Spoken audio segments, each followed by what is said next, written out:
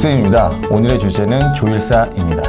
조일사 김한수 게스트를 모시고 관련된 주제에 대하여 함께 알아보도록 하겠습니다.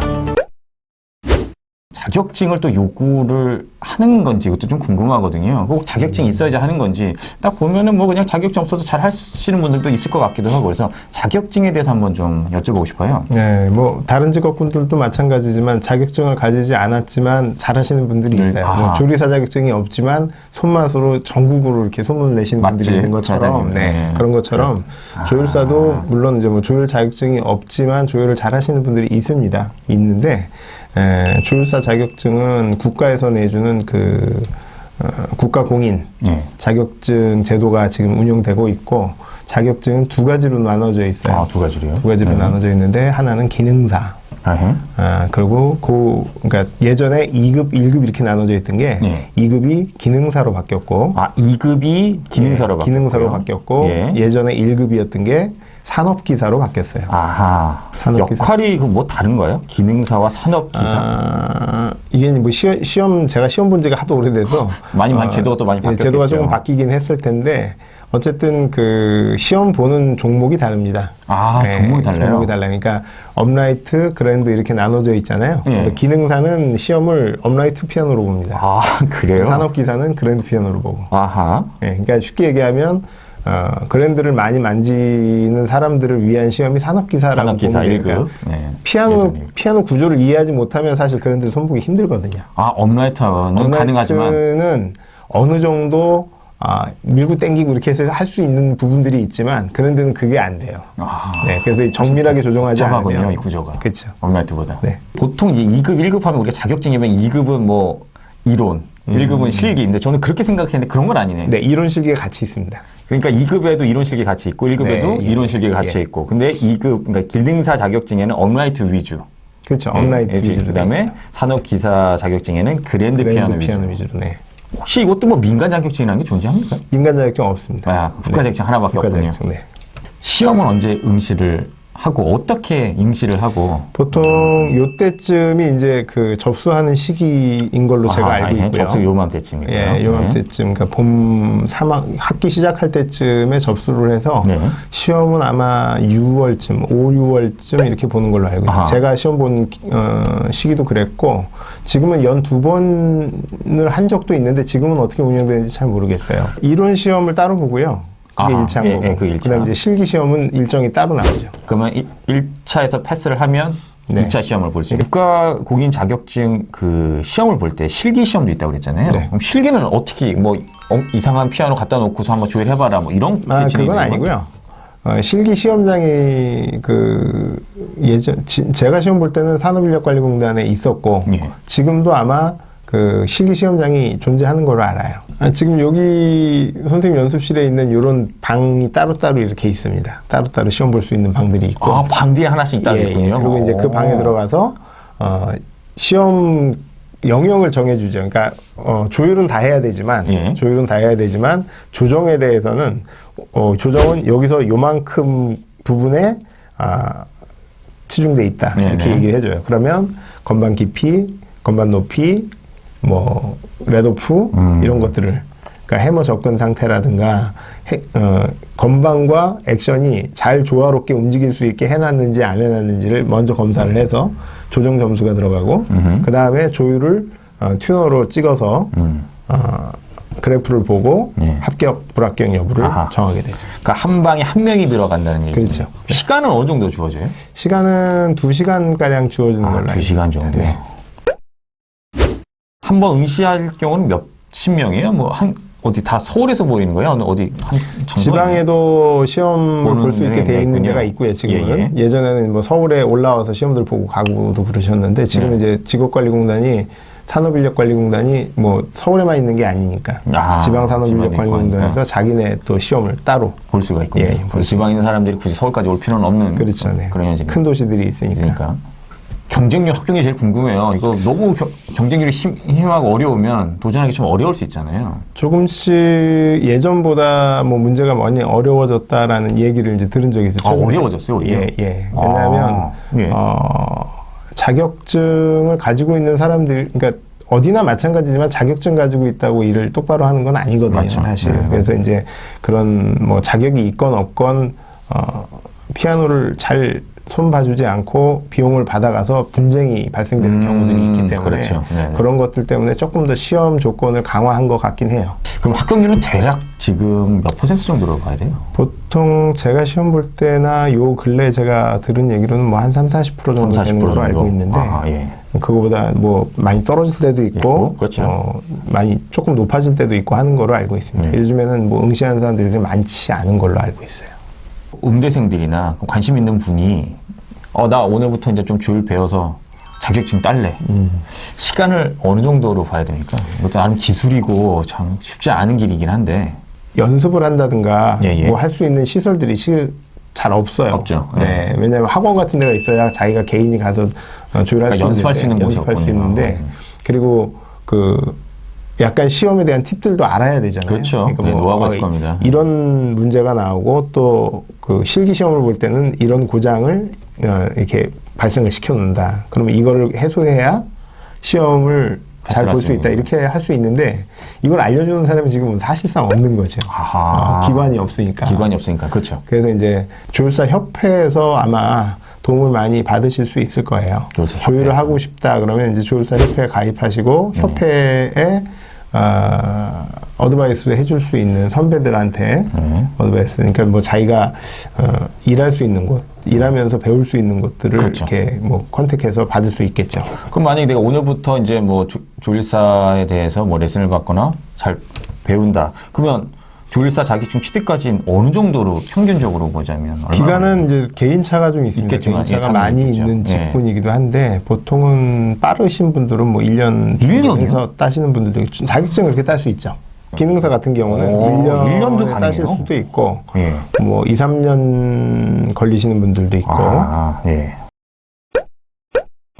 도대체 어디서 배워야 되는지 지금은 우리나라 같은 경우는 지금 뭐 특별한 교육기관이 사실은 지금 존재하지 않는 걸로 제가 알고 있습니다. 예전에 한 5, 6년 전까지만 해도 조율 학원이 조율 학원이 있었어요. 그러니까 조율을 가리키는 학원이 존재했던 걸로 아는데 그게 나라에서 요즘에 실업자들한테 이렇게 교육해주는 무료 교육 뭐 이런 무상 교육 지원해주는 게 있죠. 뭐 60% 이상 이렇게 지원해주는 그런 프로그램들이 있어서 그거를 이렇게 나라에다 신청하고 지원받으려고 하는 학원들이 꽤 있었는데 봤더니 조율 학원이 거의 없어진 것 같더라고요. 그렇군요. 요즘 찾기는 지금 쉽지 않다. 원래 2개, 3개 이렇게 올라와서 이걸 심사해서 한 군데다 이렇게 해주는 건데 그게 지금 보니까 자격 요건이 되는 학원도 없고 그렇죠. 나라에서 요구하는 자격 요건이 돼야 그게 지원이 나가는데 그렇지 않은 걸로 알고 있어요. 그래서 원래 조율 학과가 단과대에 생겼었는데 그래요? 그런 게 있었어요? 예, 그것도 있었는데 지금은 없어진 것 같고 왜냐하면 학생들이 없어요. 그렇죠. 요즘 학령 인구 많이 줄기도 하고 또 피아노에 대한 수요도 좀 줄어든 것도 사실이기 때문에 아마 그런 현상이 일어난 것 같아요. 그러면 지금 관심 있는 학생들은 어떻게 배워야 되는 거예요? 개인 사사가 이제 지금은 유일한 방법이라고 저는 생각되고요. 개인 사사가 뭐 편하게 배울 수 있는 뭐 학교나 이런 데는 사실 없습니다. 없고 이게 뭐 기술분이 저도 사실 처음에 피아노 배울 때는 계기가 저희 학교에 조율하러 오신 제가 고등학교 때 학교에 음악실에 조율하러 오신 조율사분이 양복을 이렇게 착 입고 007 가방을 탁 들고 멋있게 오셨더라고요. 그 모습을 보고 저 괜찮은 직업이다 이렇게 생각해서 선택을 했는데 사실 그렇게 뭐 멋을 내면서 할 수 있는 직업은 아니고요. 보셔서 아시겠지만 그러니까 멋있으시죠. 요즘 유행어로 뭐 3D 3D에 속하는 직업이라고 해도 무방할 정도로 육체적 노동을 좀 많이 요구하는 거군요. 육체적 노동도 그렇고 그리 뭐 깨끗한 것만 만질 수는 없는 직업이죠. 먼지들이 많이 있고 또 페달 수그려 일하는 거 별로 싫어하잖아요. 사람들이 수그려 앉아서 또 피아노 밑에 들어가서 일해야 되는 경우도 많이 있기 때문에 그런 것들을 다 감안하고 시작해야 되는 거죠. 그렇죠. 네. 조율사에 대해서 제가 조금 더 알아봤었을 때 여러 가지 뭐 화형이나 막 음에 대한 이해 막 이런 것도 이론적인 것들이 되게 복잡하더라고요. 이거 꼭 필수로 알아야 되는 건지 또 이 자격증 시험에 요구를 하고 뭐 있는 건지. 자격증 시험에 일정 부분이 할애돼 있고요. 그게 음향학 그렇죠. 기초가 들어가 있고 조율을 하려면 거기에 대한 이해가 살짝 필요합니다. 그러니까 4도, 5도, 3도, 장 3도 뭐 이런 거에 대한 이해가 필요하고, 그리고 그걸 실제로 또 대입할 수 있는 능력을 키우려고 실기를 하는 거죠. 네. 그러니까 기본적인 이론이 또 필요하다는 말씀이신 예. 거죠. 이론과 실제는 다르니까. 그러니까요. 네. 그래서 저는 그냥 조율하면은 이제 소리만 맞추면 되는 줄 알았더니 그냥 굳이 뭐 이렇게 파동이나 음역학까지 알아야 되나 이렇게 생각했는데 또 이 자격증 시험에도 요구를 하고 있고 그렇죠. 또 기본적인 네. 이론 시험이 또 필요하다라는 것을 제가 배우게 된 것 같아요. 조율도 유학이라는 게 있나요? 유학을 갔다 오신 분들이 있습니다. 지금 뭐 필드에 계신 분들 중에도 네. 여러 분 계시고요. 조율도 시장이 지금 좁아지는 시장이긴 하죠. 조율도 뭐 모든 게 다 좁아지고 그렇죠. 있으니까. 모든 그런데 분야가 다 그렇죠. 아무래도 소비자들의 선택할 때, 소비자들이 선택할 때 좀 윗자리를 선점하기 위해서 뭐 그런. 아하, 그래서 유학을 네. 좀 갔다 와서 좀 다른 조율사분들하고 좀 차별화되는 부분들이 있기 그것도 위해서. 있고 또 이제 저는 유학을 하지 않았지만 유학을 하면 이제 뭐 장점인 게 원래 이게 서양 악기다 보니까 서양 사람들이 어떤 의도로 만들어진 악기고 또 이 악기를 서양 사람들은 어떻게 고치고 있나 이런 것들을 볼 수 있고 또 배울 수 있죠. 그렇죠. 그리고 우리나라보다 보통 피아노 역사가 서양의 유럽이나 미국 같은 경우는 뭐 100년씩 더 됐기 때문에 그 오랫동안 축적되어 온 기술들이 있을 그렇겠죠. 거예요. 네. 뭐 리빌트 하시는 분들 중에는 대체적으로 갔다 오신 분들이 많이 있어요. 선생님께서는 이제 음악을 어떻게 보면 전공을 뭐까지는 아니더라도 어렸을 때 이제 음악을 좋아하셨고 악기를 다루신 분인데 제가 알기로는 조율사 선생님들 중에서 음악 전공이 아니신 분이 상당히 많은 걸로 알고 있거든요. 네, 많죠. 지금은 이제 우리나라에 피아노 공장이 없습니다만 네. 그 예전에 한 40년 전에까지만 해도 우리나라에 피아노 공장이 있었죠. 그리고 많았죠. 뭐 많을 영창이나 때는 삼익 많을 때는 한 30개 넘게 이렇게 있었다고 제가 공장이요? 들었습니다. 네. 그만큼 수요가 많았을 시절이죠. 그렇죠. 그러니까 60년, 70년대 얘기 네. 같은데 그때 공장 생활을 하셨던 분들 중에 지금 현직에 조율을 하시는 분들이 꽤 있습니다. 그 피아노 공장에서 근무를 하셨던 분이 네네. 지금 피아노 조율사로 일을 그렇죠. 한다. 예, 어차피 피아노 공장에서 피아노 조율을 해야 출고가 되기 때문에 그 조율 업무를 하셨던 분들이 있고 피아노 공장에서 조정이나 이런 업무를 하셨던 분들이 조율을 또 배워서 또 연습하셔서 필드에서 조율사를 하시는 분들이 꽤 있어요. 그럼 음악 전공과는 무관하다고 봐야 되는 거야? 이 직업군은? 무관하다고 물론 뭐 좋아하다는 봐도 것만- 되겠죠. 그래요? 그러니까 뭐 피아노 전공하신 분들이 조금 음을 더 잘 들을 수는 있겠죠.